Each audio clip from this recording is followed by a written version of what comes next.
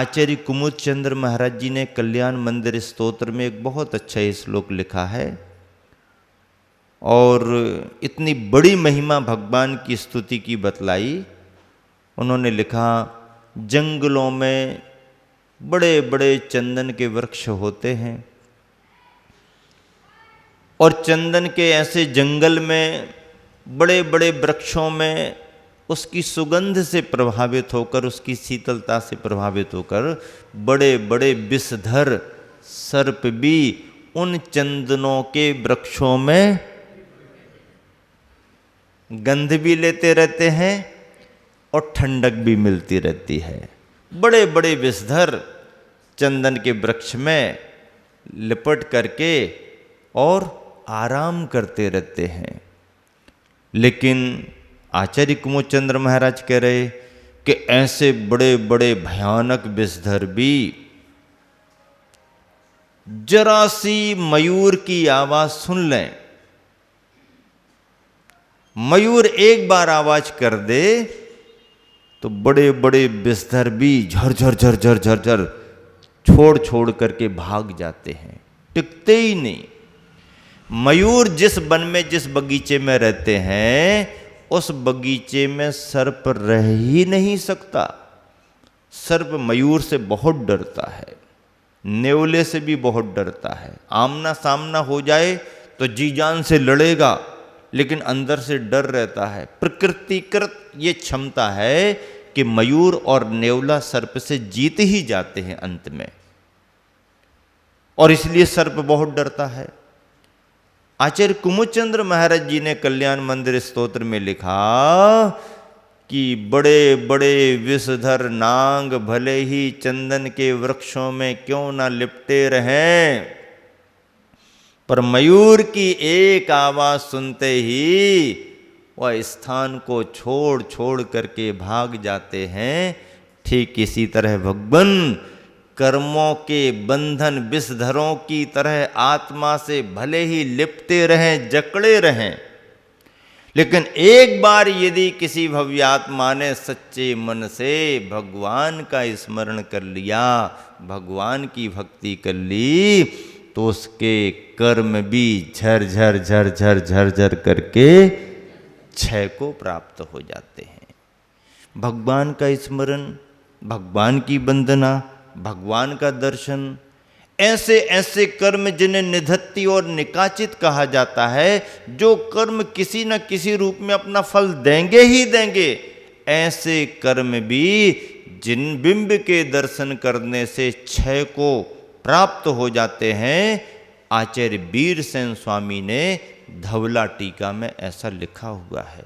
सचखंडागम सूत्र ग्रंथों की टीका लिखते लिखते वीरसेन स्वामी ने धवला टीका में लिखा, जिन बिंब दंस ने कम्मक खयादो निधत्ति निकाचित से कम कलावस्य, ऐसा लिखा है। निधत्ति और निकाचित जैसे कर्म के समूहों को भी जिनेंद्र भगवान का दर्शन, जिन बिंब का दर्शन, जिन बिंब के दर्शन में इतनी विशुद्धि बढ़ती है, अरे मनुष्य तो क्या, पशु पक्षी भी सम्यक दर्शन को प्राप्त कर लेते। पशु पक्षी भी संगी पंचेंद्रिय हैं, उनके मन में भी वीतरागता का बोध हो जाता है। पशु पक्षी भी ऐसी वीतराग मुद्रा को देख करके, दर्शन करते करते, देखते देखते सम्यक दर्शन को प्राप्त कर लेते हैं। प्रशांत रूपाय दिगंबराय देवादिदेवाय नमो जिनाय, वीतरागता का ऐसा स्वरूप है।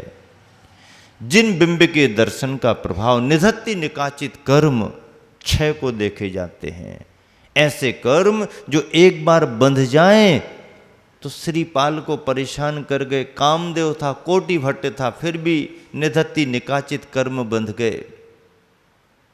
अंजना सती के लिए बन गए, सीता के लिए बन गए। ऐसे कर्म जो चाहे करके भी वो टाल नहीं पाए। सीता राजघराने में जन्मी, राजघराने में विवाह हुआ, बलभद्र से उसका नियोग बना।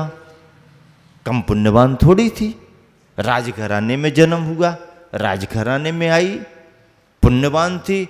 लेकिन सत्ता में पड़ा हुआ अशुभ कर्म कितना परेशान करता रहा, परेशान करता रहा, परेशान करता रहा, परेशान तो करता रहा, लेकिन वो धर्मात्मा सम्यक दृष्टि नारी विचलित नहीं हुई। थोड़ी सी परेशानी आती है, हम और आप कितने विचलित हो जाते हैं, जरा सी परेशानी में कितने विचलित हो जाते हैं। कितनी बड़ी आपदा विपदा, गर्भ में संतान है और जंगल में छोड़ दिया गया। विचार तो करो, धर्म परायणा नारी अपने कर्म पर कितना विश्वास करके किसी को दोष नहीं, इनको क्या दोष दिया जाए, ये तो प्रजापाल हैं, इनको तो सबको सुनना पड़ता है, ये तो सबकी सुन करके ही करेंगे, इनसे कुछ कहने से क्या बनता है, इनसे कहने से भी क्या होगा, हमारा अपना कर्म निमित्त ये बन रहे हैं, कोई बात नहीं। सीता की बात कर रहे, आज की यदि कोई नारी होती तो कोर्ट में जाकर के खड़ी हो जाती।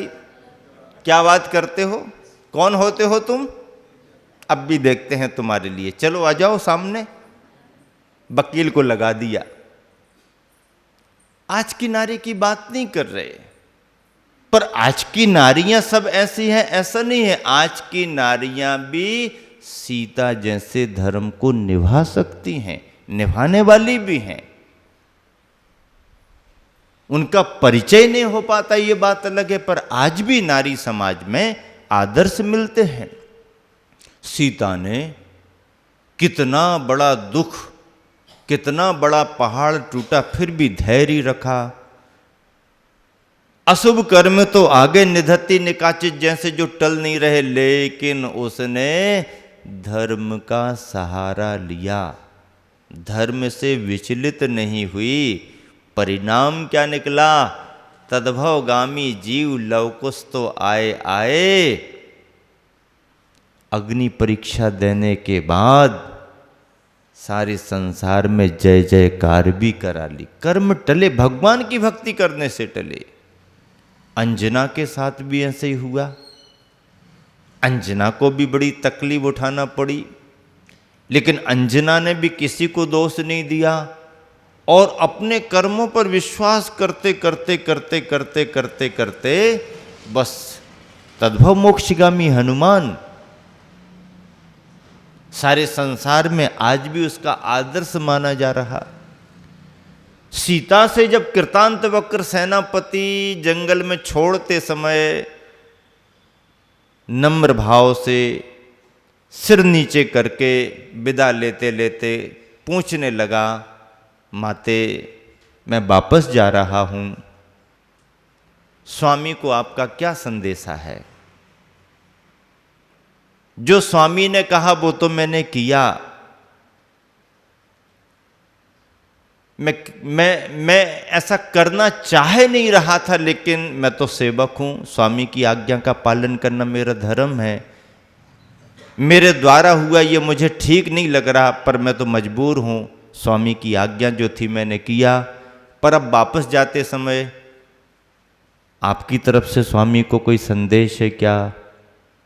तो सीता ने क्या कहा, सीता ने केवल इतना ही कहा, बस स्वामी से जाकर के यही कह देना कि लोगों के कहने में आकर के तुमने जैसे मुझे छोड़ दिया, लोगों के कहने में आकर के कभी तुम अपने धर्म को नहीं छोड़ देना।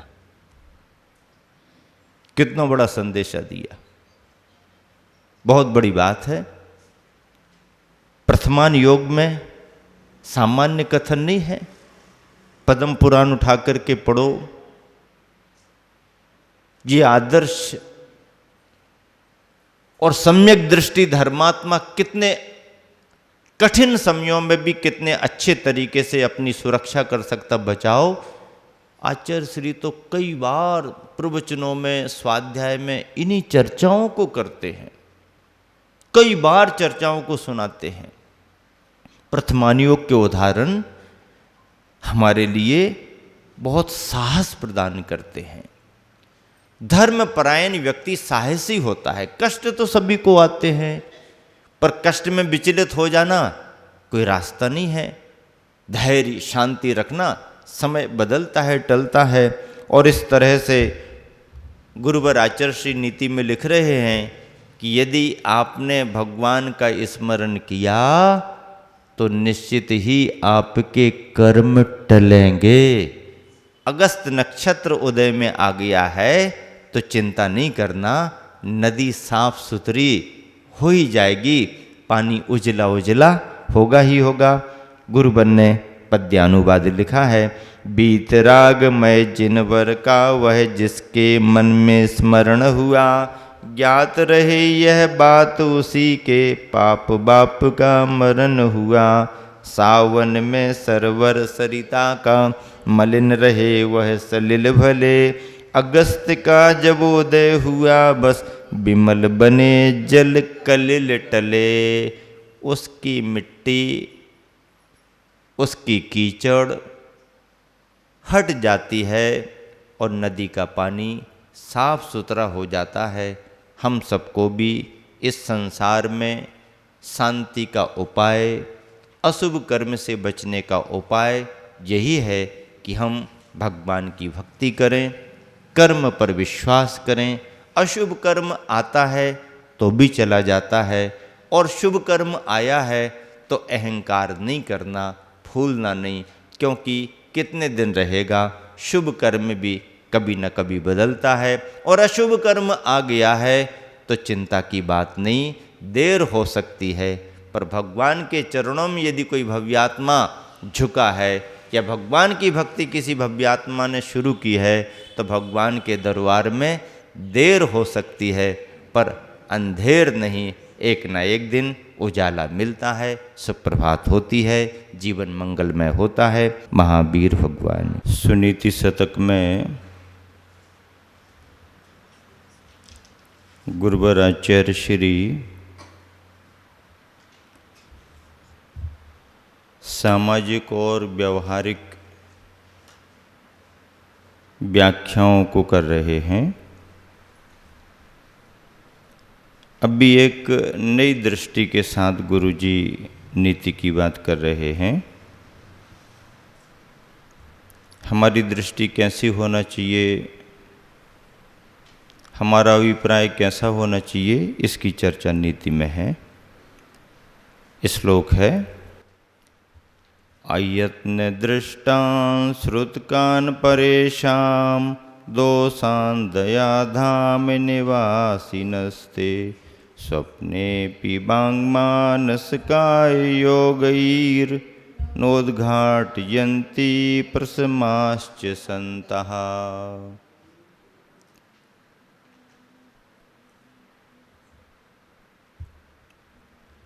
दयाधाम निवासिनः, दया रूप भवन के निवासी, अर्थात जिनके अंदर दया है, जो दया रूपी भवन में निरंतर निवास करते हैं। च यानी तथा प्रशमा प्रसम गुण से युक्त, प्रशम संवेग अनुकंपा आस्तिक, इन चार में प्रशम भाव कसायों के शमन रूप स्थिति में।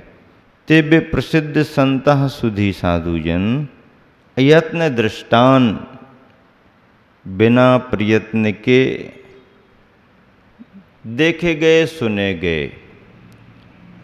बिना प्रयत्न के देखे गए सुने गए का मतलब है कि चला करके हमने देखा नहीं, चला करके हमने सुना नहीं, हमारा उसमें प्रयास पुरुषार्थ बिल्कुल भी नहीं है। सहज भाव से कोई बात देखने में आ गई, सहज रूप से कहीं कोई बात सुनने में आ गई, तो फिर क्या करें?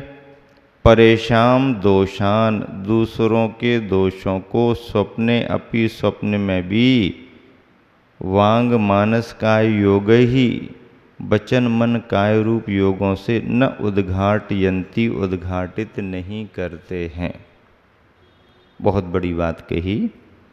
दयारूप घर के निवासी, शांत परिणामी सज्जन साधुजन स्वयं दृष्ट और सुने दोषों, दूसरों के दोषों को मतलब चला करके नहीं, सहज रूप से कोई बात देखने सुनने में आ गई तो ऐसे सहज रूप से सुने गए देखे गए दोषों को मन वचन काय रूप योगों से स्वप्न में भी किसी दूसरे के सामने प्रकट नहीं करते। इसका मतलब क्या है? ऐसा क्यों लिखा? ठीक है, हमने चला करके तो देखा नहीं, लेकिन देखने में आ गया है। हमने किसी से पूछा नहीं, लेकिन सुनने में आ गया है।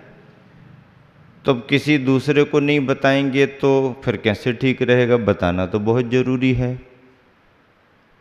नहीं, जो धर्म को समझता है तो धर्म की कुछ व्यवस्थाएं भी हैं। सम्यक दर्शन के 8 अंगों में 2 अंग बड़े महत्वपूर्ण हैं, एक उपगूहन अंग और एक स्थितीकरण अंग। दोनों का बहुत निकटता से संबंध है। एक के बिना दूसरा अंग अधूरा है। मैं जब संघ में था, इंदौर के समाज से भी बहुत वर्षों तक समाज में अपनी सेवाएं दी हैं। ऐसे बाबूलाल जी पाटोदी, डॉक्टर नेमीचंद जी जैन जो तीर्थंकर पत्रिका के संपादक थे, देव कुमार जी कासलीवाल इंदौर के, आदि आदि एक बड़ा शिष्टमंडल, समाज का प्रतिनिधि मंडल गुरुवर आचार्य श्री के पास आया हुआ था। उस समय गुरुवर आचार्य श्री का संघ सागर नगर के निकट ही एक छोटे से गांव में विराजमान था। दोपहर की बात है, सामयिक के बाद सभी लोग आए बैठे। बातचीत करते करते पाटोदी ने गुरुवर से कहा, गुरुवर, ये जो वर्ष चल रहा है, इस वर्ष को हम सभी लोग पूरे देश में भावना से स्थितीकरण वर्ष के रूप में मनाना चाहते हैं। आपका सुझाव मार्गदर्शन लेने के लिए आए हैं। आचार्य श्री ने बहुत ध्यान से सभी बातें सुनी। उद्देश्य उनका पहले से मालूम था, संयोजना क्या चल रही है, हलचल क्या हो रही है, ये ख्याल में गुरुवर को था ही।